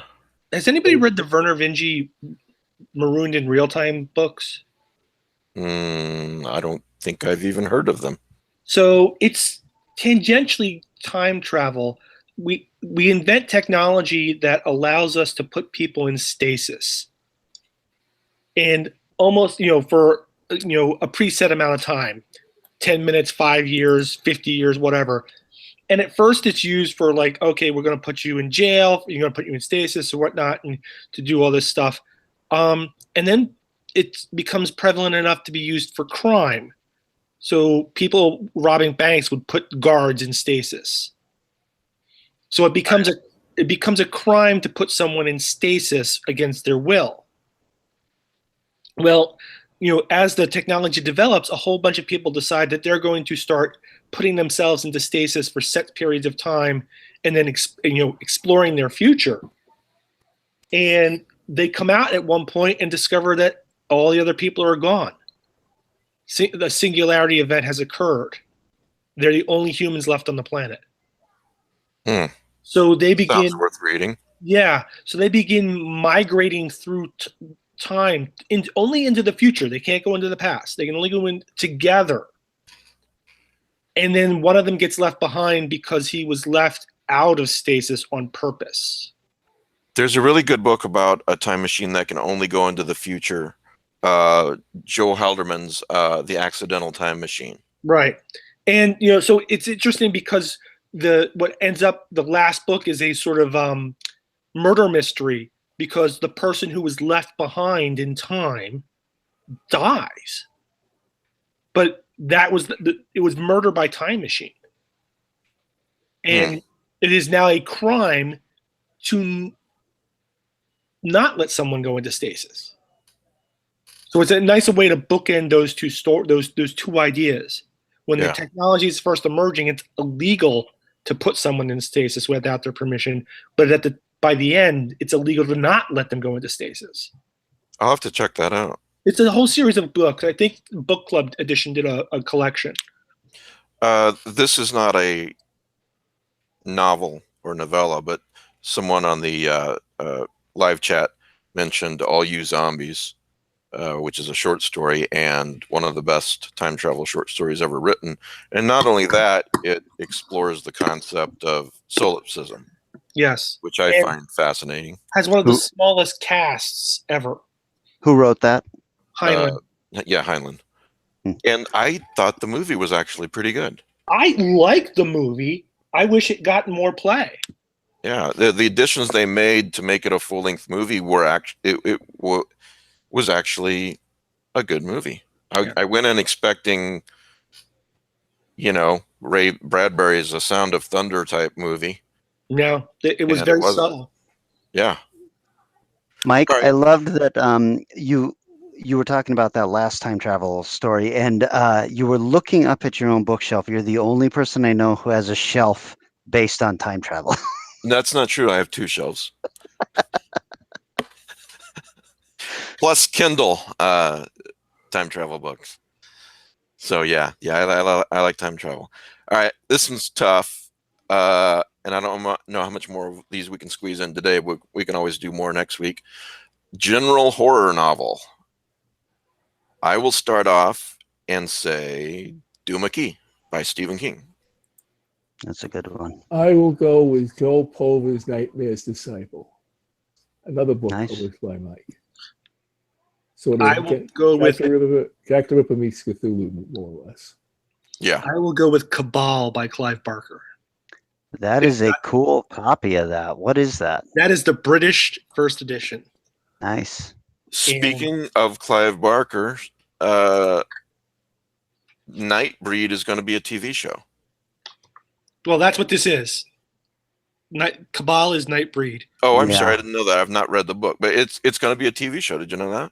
I did not know Like on that, but Sci-Fi yeah, Channel. if you read the Sci-Fi. book, you will see the similarities between that and the movie Nightbreed. Yeah, and it starts off as a psychodrama, turns into a monster movie, and ends with a serial killer. So Yeah. I'm pretty happy with this as a horror novel, right? Right. Matt?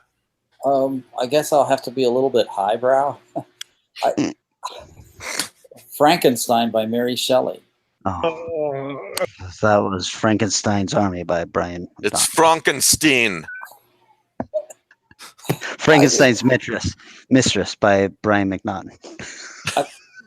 Hey, I like My name Frankenstein's is Mistress. Frankenstein. In the meantime, if you'll just mute everybody like forever. Yes. This was brilliance by the young Mary Shelley. Gave Yeah, birth we to should have her on the show sometime. Yeah, she wouldn't say much, but she's even if she's cold, she's hot. What? She created.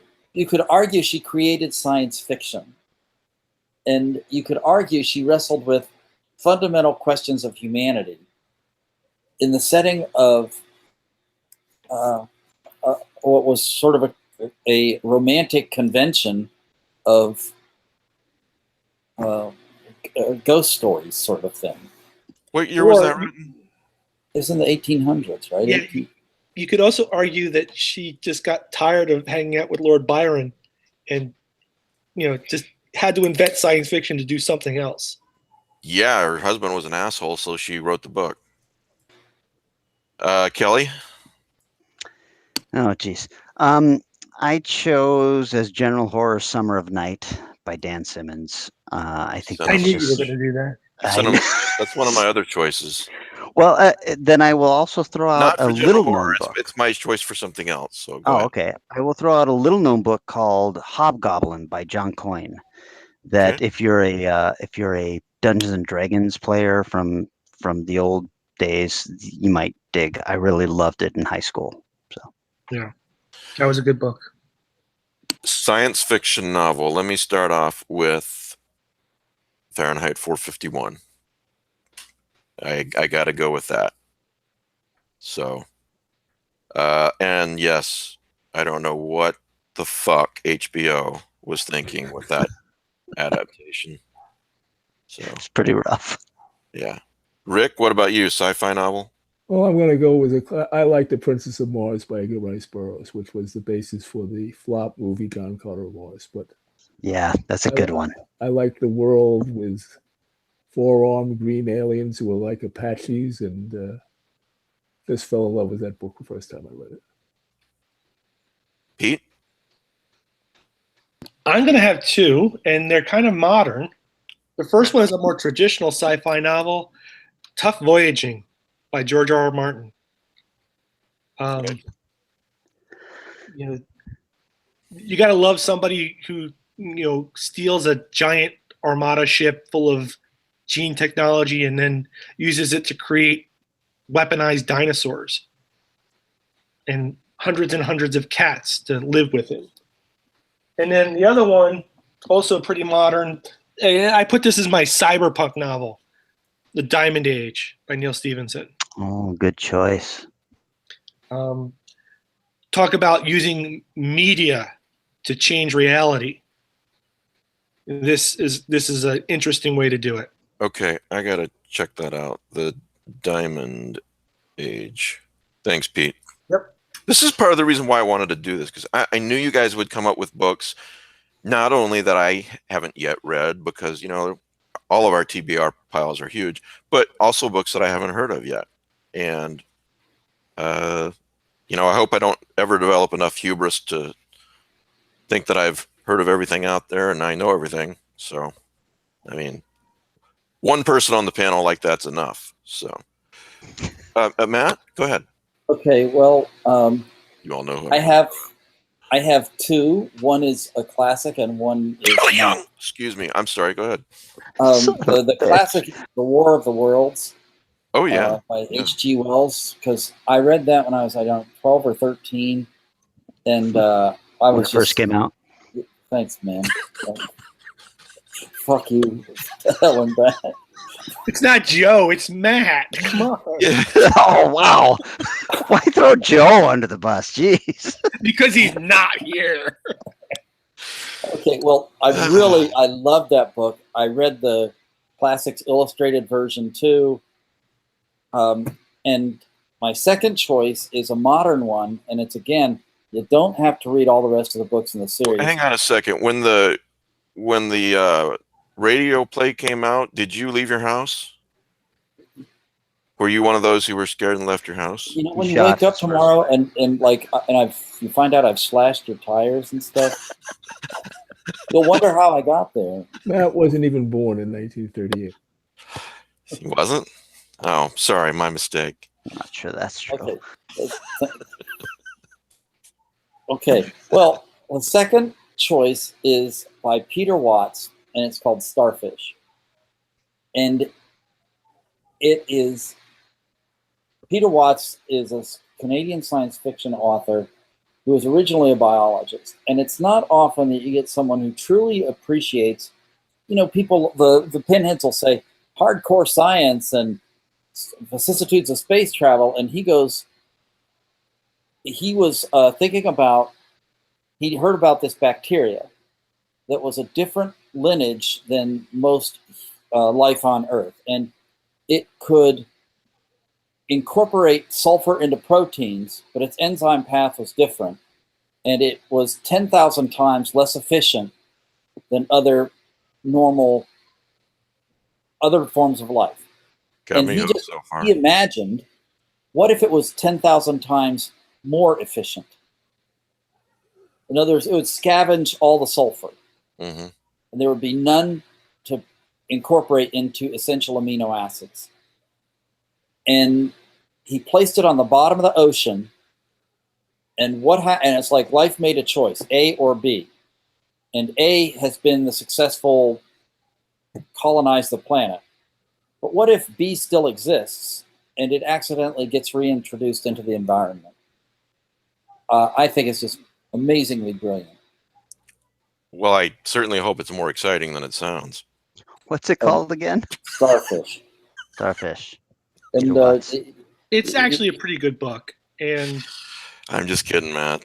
No, if you ever get a chance, go to Peter Watts' website, and you have to dig through it and find his video promotion for vampires.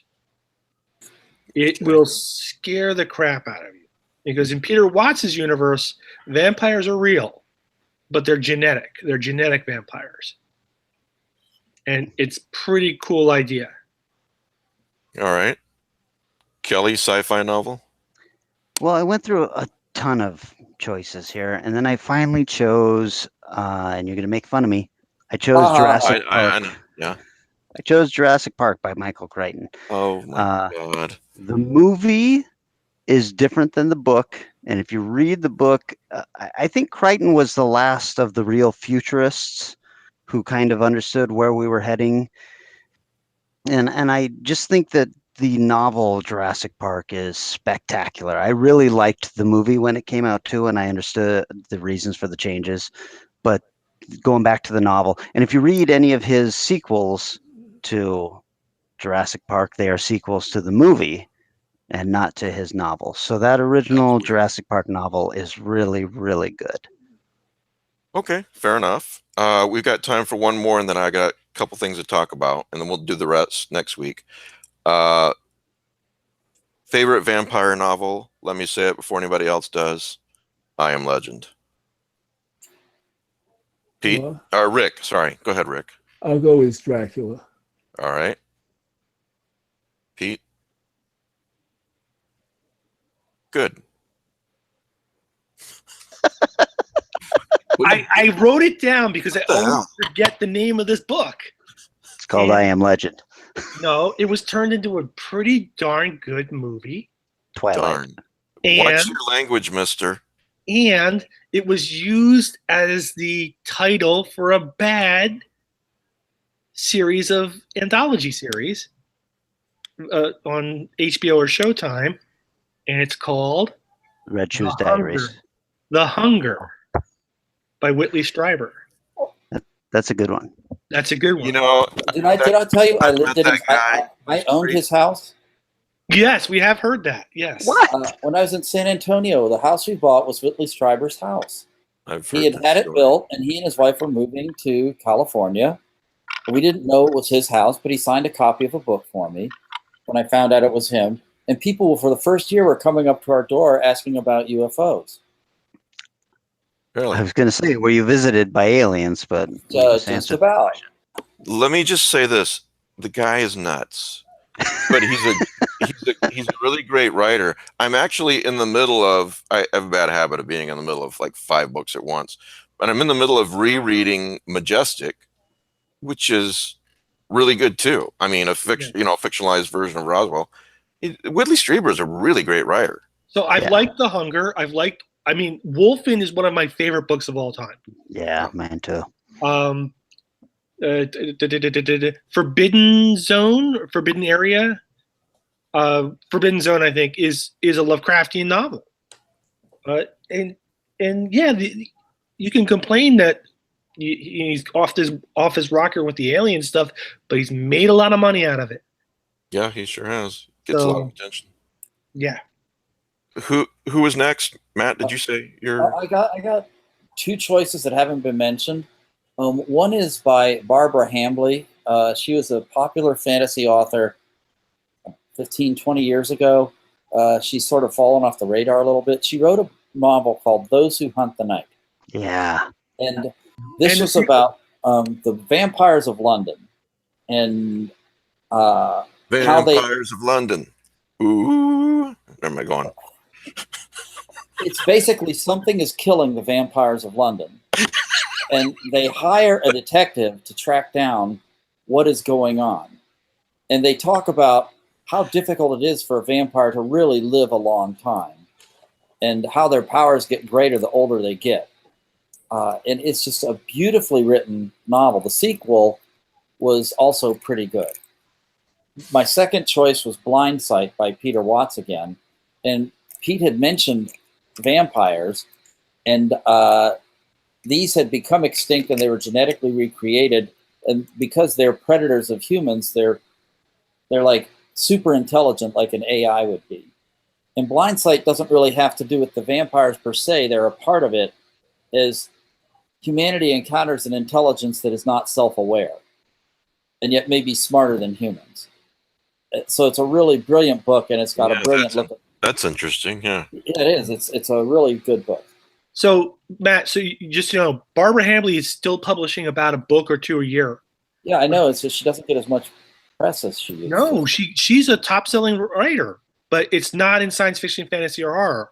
She is doing historical romances, and she's making bank. It's very popular. Good for her. Kelly? Well, the correct answer is I Am Legend, but Yes, I will then throw out, of course, Salem's Lot by Stephen King and Anno Dracula by Kim Newman. Kim Newman's Anno Dracula, yeah. I thought you were going to go Anno Dracula, yeah. How can you? I mean, I can't imagine any vampire novel list that doesn't end with number 1 as I Am Legend. Yeah. That was on my list, but it got stolen. Sorry. I knew I had to say it first. Otherwise, Yeah. One of you jerks would. Okay, couple of things. The Changeling by Peter. I'm sorry, no, Victor LaValle. Sorry, Victor. Is I don't know how long this is going to last, but right now it's only $1.99 for Kindle. And we're gonna have that's a steal. That's such a good book. We're gonna have him on in I don't remember the exact date, but in a month or two. So so yeah, that's $1.99 right now for Kindle.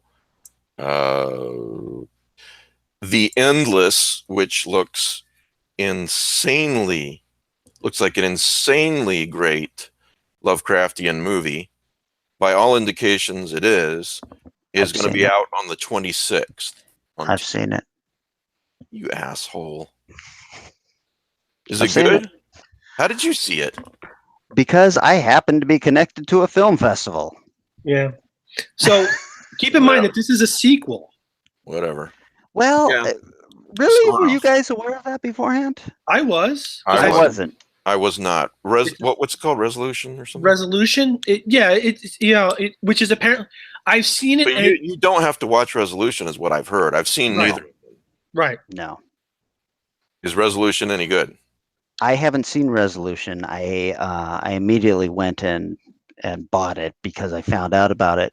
I have seen The Endless, and let's just say to everyone who's listening, if you don't know what this is about, this is the third film from the guys who made Spring, which is very Lovecraftian. Yeah, I just watched it the other night, and I loved it. Yeah. All right. So in other words, the hype is real, is what you're saying. It's a weird. It doesn't feel like the natural progression from Spring to me, but it is a really good movie. I don't care about Spring, to be honest. You didn't like Spring? No. Okay.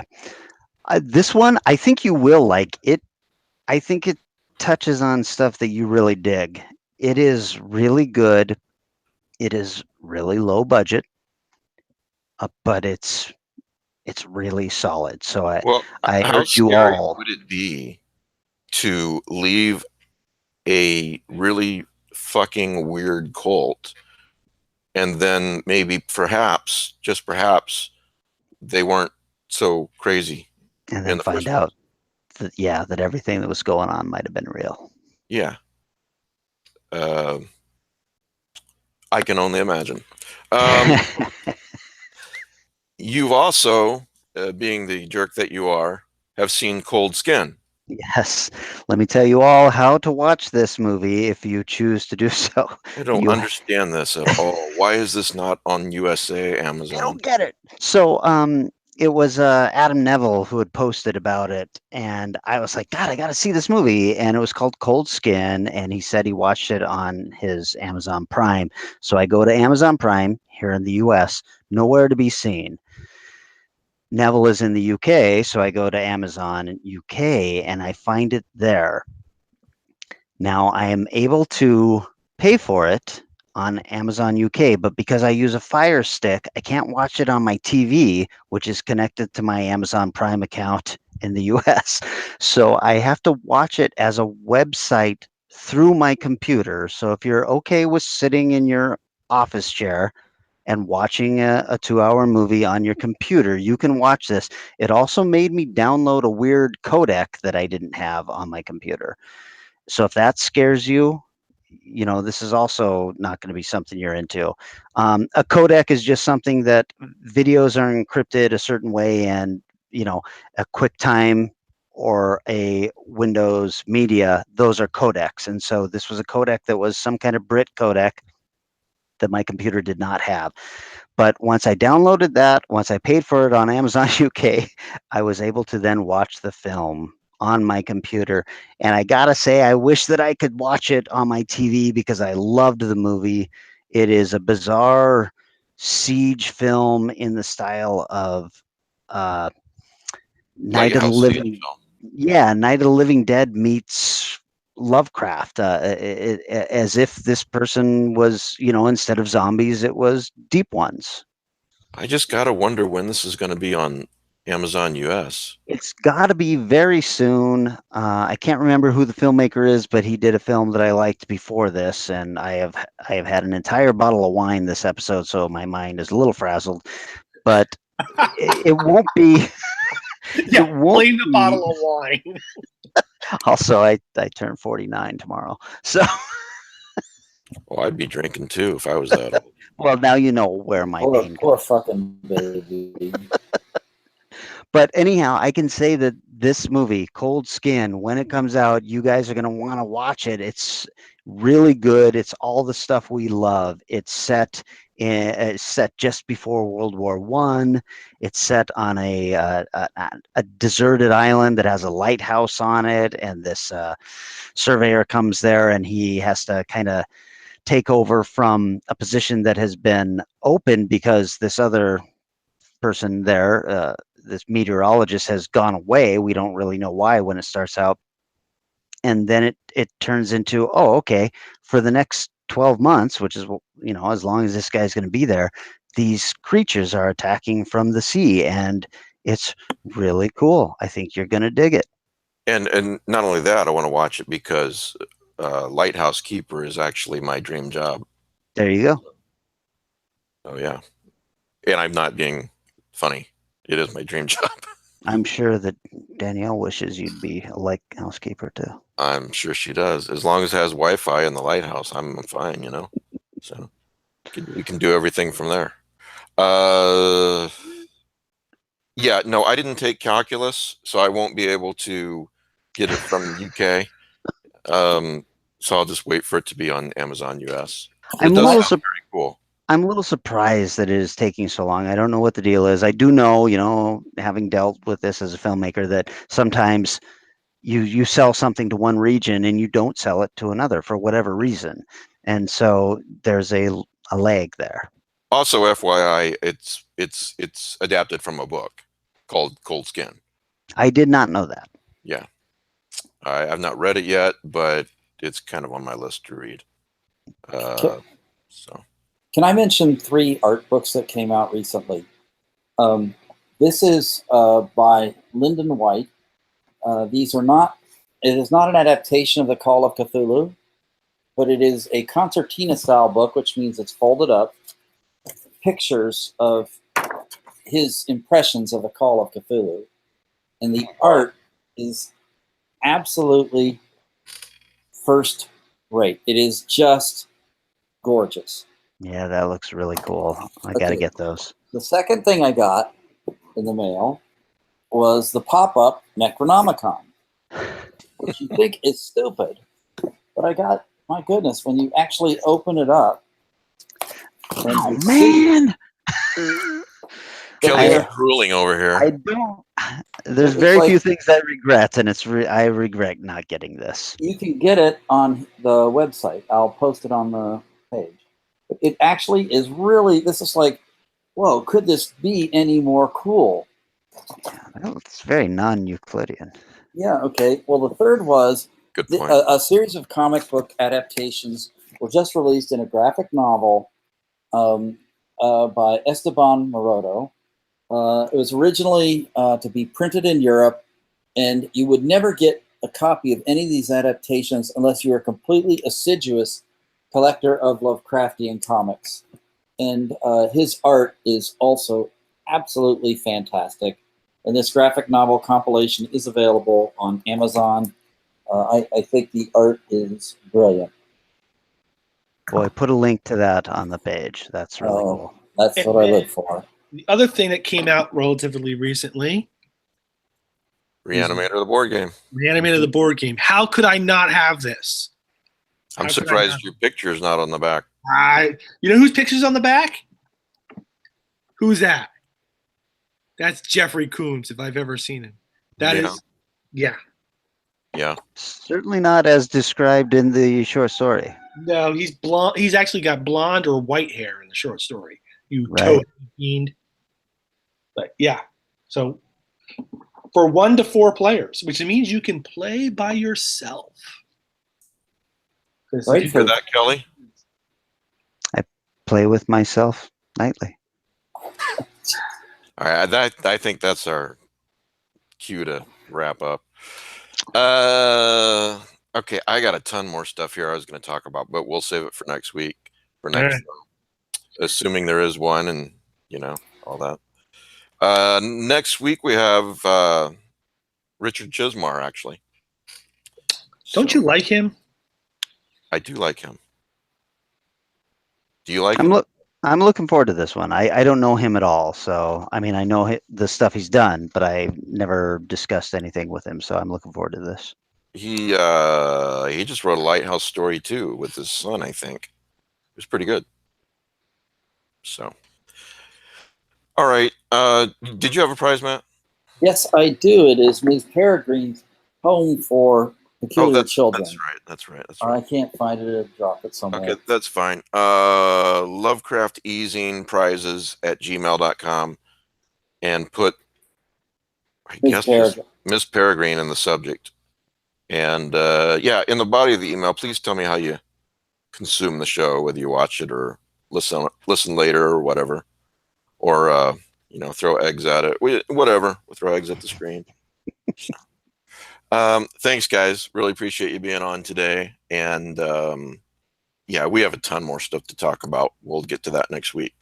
So thanks everyone for listening. A special thanks to the patrons who keep this going financially. I really appreciate it. If you're interested in a bunch of extra content, just Google Lovecraft eZine Patreon and it'll pop right up. And we will see you next week. Thanks a lot.